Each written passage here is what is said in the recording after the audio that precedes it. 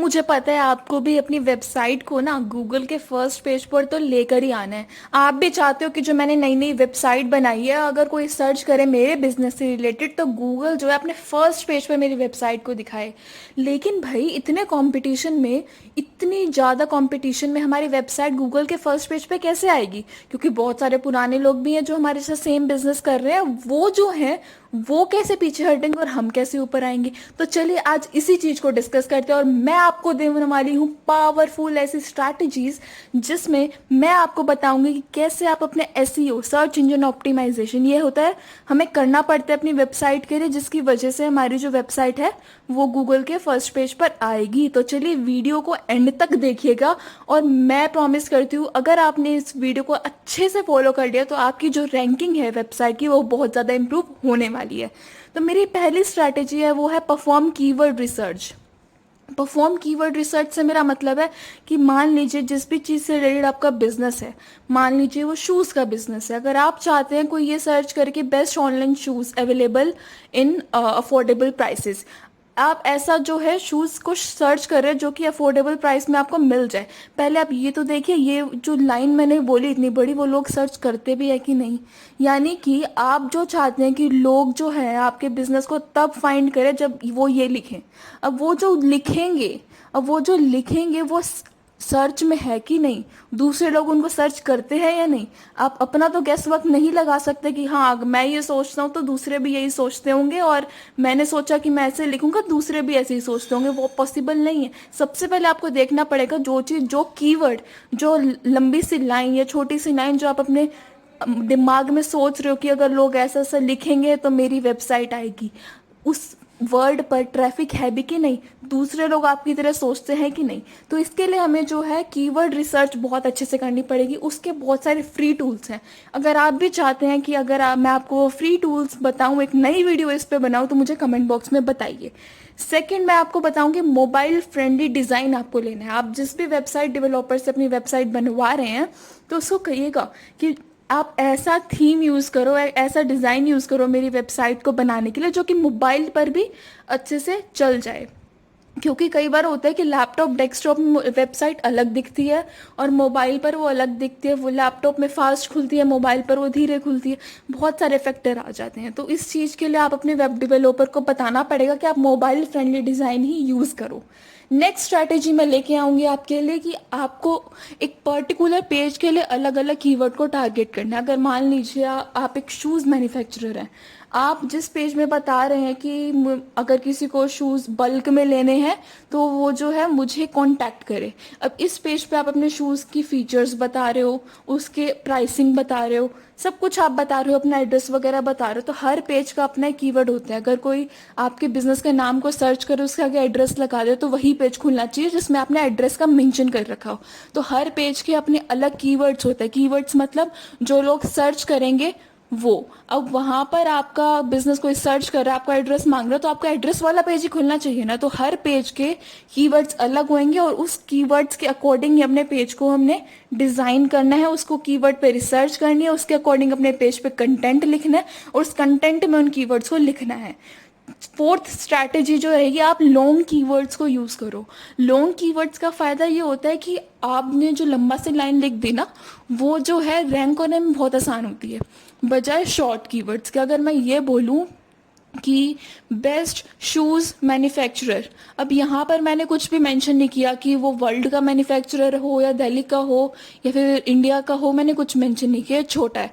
अगर मैं ये लिखूँ कि बेस्ट शूज़ मैन्युफैक्चरर इन दिल्ली, ये जो है थोड़ा लंबा हो गया, इन दिल्ली हमने ऐड कर दिया, तो ये जो है रैंक होने में आसान होगा अगर आप नॉर्मल लिख देंगे बेस्ट शूज़ मैन्युफैक्चरर के अलावा। अगर मैं कुछ ये बोलूँ कि मान लीजिए best digital marketing institute in Delhi in Malviya Nagar, अब मैंने ये इतनी बड़ी लाइन लिख दी कि दिल्ली में भी मालवीय नगर में कोई इंस्टीट्यूट बता हुआ हमें, तो वो क्या है, लॉन्ग कीवर्ड हो गया। लॉन्ग कीवर्ड में जो आपकी वेबसाइट है वो जल्दी रैंक करेगी। इस बड़ी सी लाइन को अपने कंटेंट में यूज़ करिए, तो वहाँ पर जो है उसकी जो चांसेस है रैंक होने के वो बहुत ज़्यादा हो जाएंगे। नेक्स्ट जो स्ट्रैटेजी रहेगी वो है ऑप्टिमाइज पेज यूआरएल। आप देखते होंगे जब भी आपने कोई वेबसाइट खोली है ऊपर लिखा होता है HTTPS, फिर कुछ बहुत बड़ी सी लाइन लिखी होती है। अभी जो बड़ी सी लाइन है उसको हम कॉपी करते हैं, कई लोग उसको डायरेक्ट कॉपी पेस्ट करते हैं, कई लोग उसको मैन्युअली भी लिखते हैं। तो बहुत बड़ा सा ना वो सही नहीं लगता, उसमें ना आपको बहुत ज़्यादा स्पीड इश्यूज आ जाएंगे बाद में जाके।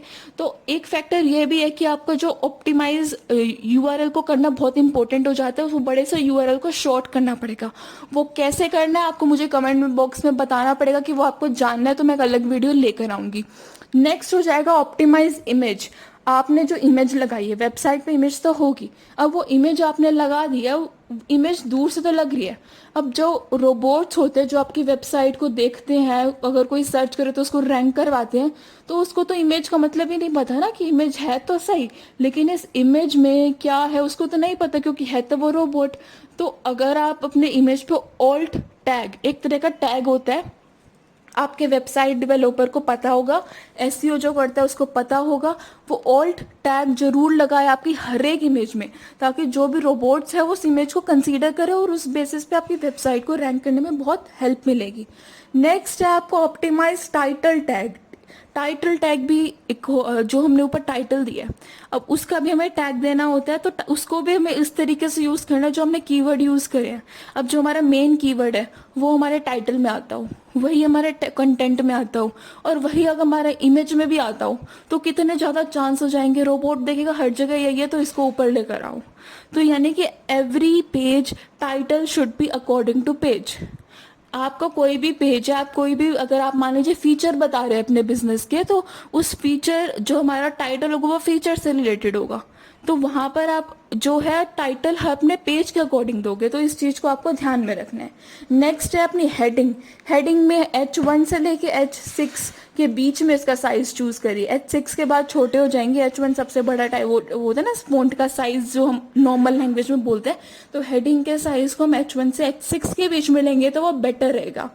इसके अलावा है राइट यूनिक मेटा डिस्क्रिप्शन। हम सब लोगों को लगेगा कि मेटा डिस्क्रिप्शन क्या होती है जी। जब हम एसईओ करते हैं, अगर मैं वर्डप्रेस वेबसाइट का एसईओ कर रही हूँ तो वहाँ पर मेरे पास बहुत सारी चीज़ आएंगी, टाइटल भरो जी, इसका मेटा डिस्क्रिप्शन भरो, इमेज पे ऑल्ट टैग लगाओ। तो मेटा डिस्क्रिप्शन में भी उसकी जो समरी होती है जो हमने पूरे लिखा है, तो उस चीज़ को प्रॉपर डिस्क्रिप्शन के साथ हमें उसको लिखना पड़ेगा साइड बाय साइड। जो हमने कीवर्ड हमने सोचा हुआ है कि अगर कोई ये कीवर्ड सर्च करे तो हमारी वेबसाइट रैंक हो, उसको टाइटल में भी लिखना है, उसको कंटेंट में भी लिखना है, उसको मेटा डिस्क्रिप्शन में भी लिखना है, उसको इमेज में ऑल्ट टैग में भी लिखना है। तो ये सब चीज़ें जो है हमें करनी पड़ेंगी। नेक्स्ट है यूज इंटरनल लिंकिंग।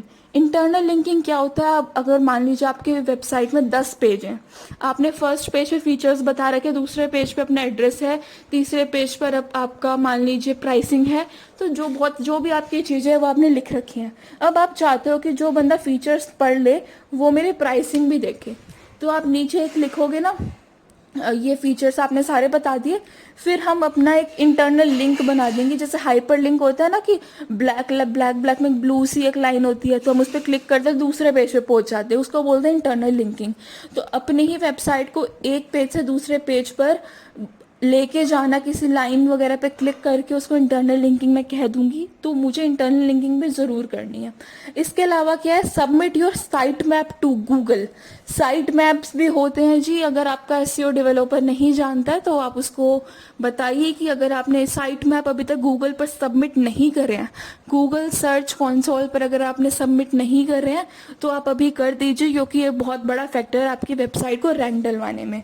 इसके अलावा मैं बात करूंगी क्रिएट यूनिक कंटेंट।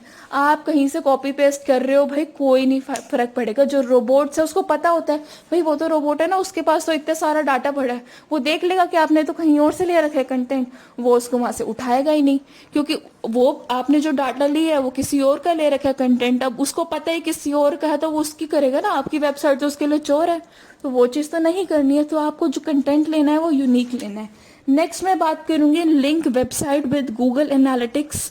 अब गूगल एनालिटिक्स क्या होता है, जिसमें आपको पता लग जाए कि यहाँ से बंदे आ रहे हैं, कहाँ कहाँ से हमारे लोग आ रहे हैं, कौन सी एज के लोग आ रहे हैं, मेल आ रहा है, फीमेल आ रहा है, कितने बजे आ रहे हैं, इसके अलावा कितनी देर हमारी वेबसाइट पर रुके हुए हैं। इसके अलावा अगर मैं बात करूँ कि वो कौन से पेज पर ज़्यादा जाते हैं, कौन से पेज पर कम टाइम स्पेंड करते हैं, या फिर अगर मैं बात करूँ कि बाउंस रेट कितना है उसका, तो ये सारी चीज़ें जो है आपको गूगल एनालिटिक्स बता देगा। बेसिकली आपको सारा बता देगा कि अगर कोई आपकी वेबसाइट पर आता है तो उसकी क्या एक्टिविटीज़ हैं। तो अपनी वेबसाइट को गूगल एनालिटिक्स से कनेक्ट करना नहीं भूलना है। इसके अलावा जो सबसे मेन पॉइंट है, understand the user search query. जैसा कि मैंने आपको पहले भी बताया, अगर आपके मन में कोई बात है कि अगर मेरा बिजनेस कोई सर्च करे तो उसको ऐसे ही लिखना चाहिए, भाई आपके ऊपर, आप जरूरी थोड़ी ना कि जो आप सोचते हो वो दूसरा भी सोचता हो। तो आपको प्रॉपर कीवर्ड रिसर्च करनी है, लोगों की क्वेरी को समझना है कि मेरे से बिजनेस से रिलेटेड लोग कौन कौन सी क्वेरी करते हैं। अब वही क्वेरीज को आपको अपने कीवर्ड में लेकर आना है और उसी को अप्लाई करना है। ये एक बहुत सारे जो मैंने आपको पॉइंट्स दिए हैं, इनको अच्छे से नोट डाउन करिए, अपने वेबसाइट डेवलपर, अपने एसईओ एक्सपर्ट को बताइए कि ये सब करो। तो मैं आपको कह सकती हूँ आपकी जो रैंकिंग है उसमें बहुत ही ज़्यादा इम्प्रूवमेंट आएगा। तो आई नो आपको वीडियो काफ़ी पसंद आ गई होगी, तो इसी के साथ मेरे चैनल को सब्सक्राइब करिए, बेल आइकन को प्रेस करिए और लाइक करना तो बिल्कुल भी मत भूलना, क्योंकि नेक्स्ट टाइम मैं आपके लिए बहुत ही बढ़िया बढ़िया वीडियोस लेकर आने वाली हूँ, जिसमें मैं आपको इतनी सारी स्ट्रैटेजी बताऊंगी आपकी बिजनेस को बहुत ज़्यादा ग्रो करने के लिए, चाहे वो सोशल मीडिया से रिलेटेड हो या फिर वेबसाइट से और भी बहुत कुछ। तो thanks for watching my video.